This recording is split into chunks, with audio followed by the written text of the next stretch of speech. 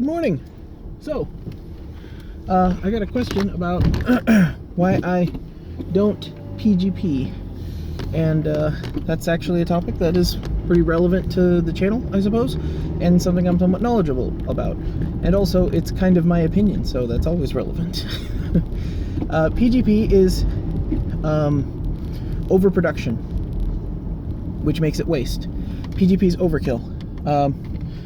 First of all, as far as I know, PGP is unbreakable, even mathematically unbreakable. May stand to reason sometime in the future, quantum computing, which I think is kind of fake anyways. It's possible that all of that will be laid bare by the N equals NS or something problem solution? I don't know. But it uses an algorithm to generate a code using a passkey that is shorter than the length of the message. And for that, for using an algorithm, you will always have some mathematical solution to it. That's just like a theoretical reason I don't much like it. I would rather use a one-time pad, given the way that given how inexpensive storage is. Philosophically, though, I don't use it because I understand the levels of security, and if you know the rubber hose, then you know the level of security that's required. At some point, it becomes, if you intercept a message, you're Jack Bauer in the CTU, to reference 24, where he's a counter-terrorist guy, and he's trying to he intercepts the message and says, we have to decrypt this message. I'll torture anyone and murder anyone and sneak into anything and blow up anything in order to get my man. I have to decode this message. And then the guy's like, well, we need to use our supercomputer that has 3 billion petaflops of power to crack the encryption. And it's like, why don't we just hit him with a rubber hose until he tells us? They're like, that's a lot cheaper, actually. Let's do that. So the difficulty is something that rises to that level of the rubber hose is pretty much any security or encryption is just going to be gone when they just put you into a white van and drive you somewhere, and that's it. So if you have, there is kind of the exception. I've been thinking about this, and there's like a theoretical exception to this. Like if you were involved in a war and your side red and the other side is side blue, and side red is even the colors are polarized, green and side yellow.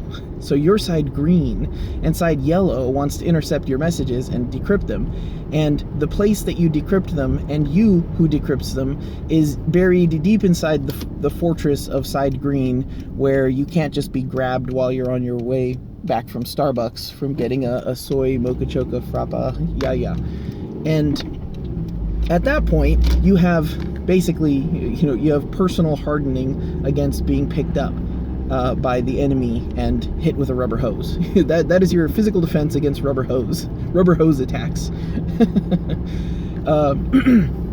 In that case, and in that case where it doesn't really matter, and you can still use like the encryption can be a high enough level that it can theoretically not be broken, theoretically, but whatever, then yeah, I guess you could use PGP. But the problem of PGP is that problem of education. So education and practical use, if you misuse something, especially a security protocol, then you have the potential for compromising the security of that method that you're using. So if it is too difficult to use, if it is too cumbersome to use, if it is too onerous to use, and if the people that you're talking to literally can't figure it out, that's a security problem. Now, it's not a technical security problem. Technically, the math is secure, but it's a practical security problem. It just doesn't apply. So, very famously, actually, Edward Snowden was trying to communicate with homeboy, whose name I can't think of right now, a reporter, and he was like, guy, okay, I'll talk to you, but it's super secret, and like literally the federal government of the United States government wants to find me and catch me and destroy me and decrypt this stuff, so you gotta use PGP. This is the only thing It's the only thing secure enough. You got to use it. And he's like, okay, I don't get it. He's like, no. Here's a tutorial on how to do it. And he's like, okay, I don't get it. Like, all right. And I think he wound up sending someone to his house. Like, literally, someone had to go into his house and onto his computer. Hopefully they met with a laptop somewhere. But go to that guy in order to install PGP and be like, here's how it works, here's what you click on, here's some instructions, I brought a flow chart, here's a pictogram of you pushing on the mouse button, and that's how you PGP. And then he was able to communicate with Snowden.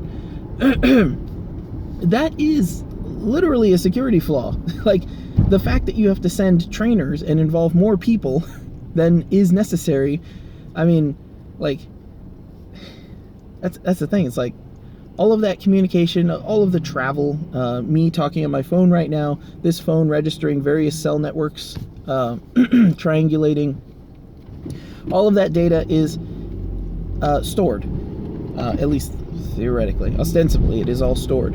And the difficulty lies in not you... The difficulty lies not in someone actively staring at you, like staring you down, watching, what's he doing now? Where's he going now? What's he doing? Who's he talking to? It's in all of your stored data, all of your history, that giant folder of all of your movements being reviewed later.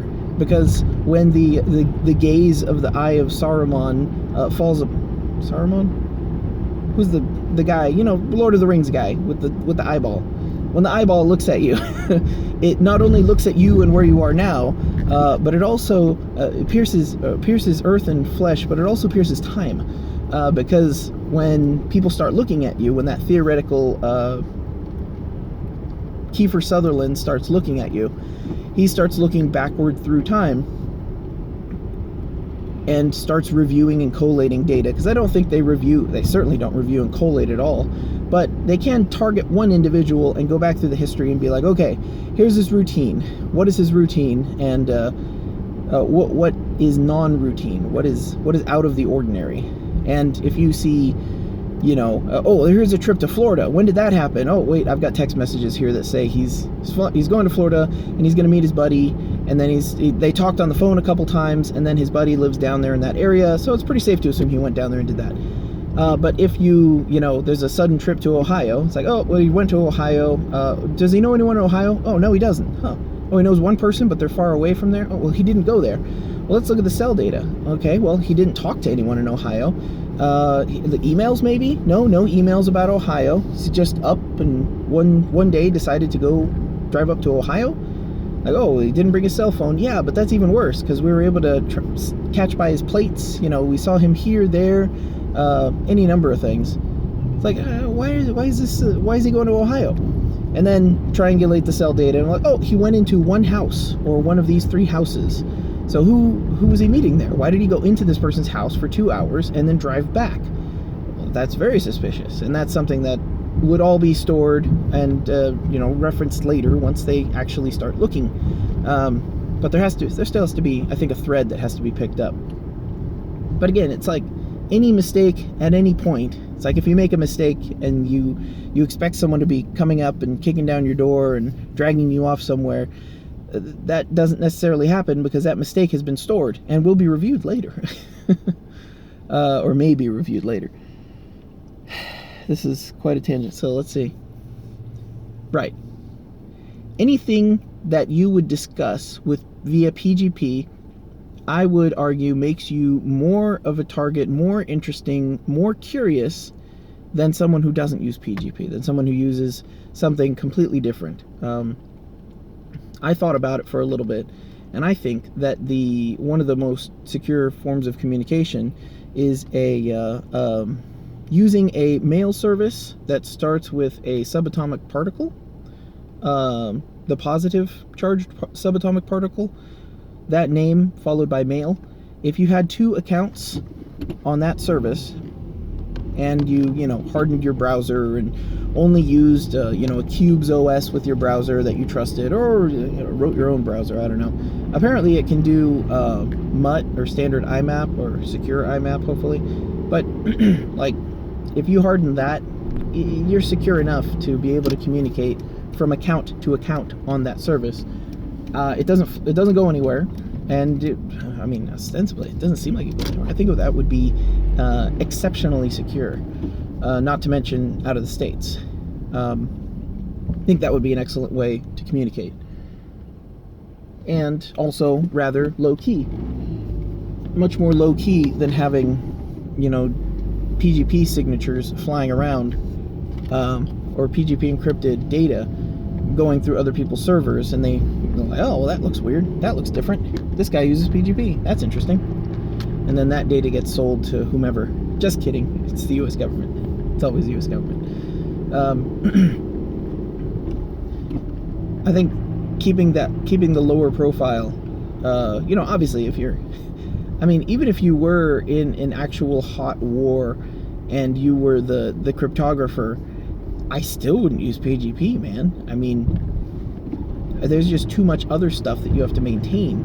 And then if you're communicating with people in the field, something low-key seems a lot better than sending overt PGP messages directly to their accounts that they log into from their home computers. Like, that's just ridiculous. I brought up one-time pads earlier. One-time pads there's no mathematical algorithm. They are simply unbreakable. They're as unbreakable as the randomness of your keys, but if those keys are unbreakable, or if those keys are very random, you basically get, you got nothing. It's like, I'm thinking of a number between 1 and infinity, and I'm going to add another number between 1 and infinity to it, and my result is 4. And, between 1 and infinity, I guess it's a bigger number. It could be negative, let's say. And the result is 4, and given the number 4, how do you figure out what it means? What is the original number?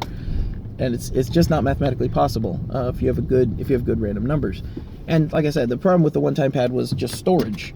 Because the key is as long as the message, so you send people out in the field with to be able to send them out with, and the Soviet Union did like little key books like this big of like flash paper that were like this thick, and they had all kinds of keys in there, and they would still have to exchange keys and get updated key books and all that transition. But think about that being a digital key, something stored perhaps on something like this, like an offline device that was able to get letters in and letters out and do calculations, and completely disconnected, air gapped. I think that'd be pretty darn secure. Plus, you could pull it up from pretty much anywhere, and you could do message communications that were, hidden within groups of pages that lots of other people hit. So, it wouldn't be you looking at this weird website. It would be everyone's website that everyone looks at, but also there's one weird message on it. Let me know if you have questions about that, or if I'm horribly wrong.